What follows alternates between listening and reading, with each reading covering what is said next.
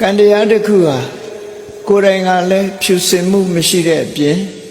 အကျိုးတရားကိုထုတ်လုပ်တဲ့အခါမှာမဲညစ်တဲ့အကျိုးကိုထုတ်လုပ်တယ်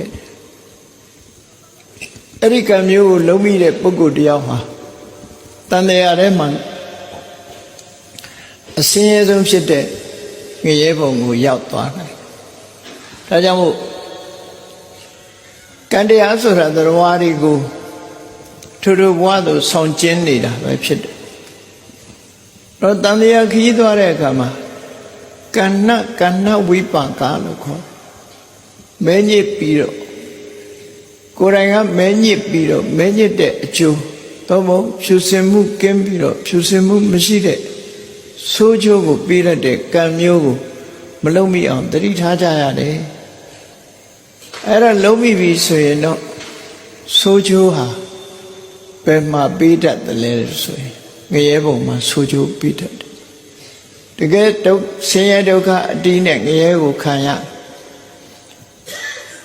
ငရဲဟာအကြီးမားဆုံးဆင်းရဲဒုက္ခဖြစ်ပေါ်ရနေရဖြစ်ပြီငရဲတဲ့နည်းနည်းတက်တန်တာကြတော့တိရစ္ဆာန်ဘုံဆိုတာဒီကနေ့စဉ်းစားကြည့်ပေါ့တမားအဖြစ်ကြည့်မယ်ဆိုရင်တော့တိရစ္ဆာန်တွေဟာအလုံးမလုံးဖက်နဲ့စားတော့နေရတယ်လို့လူတွေကထင်ကောင်းထင်တယ်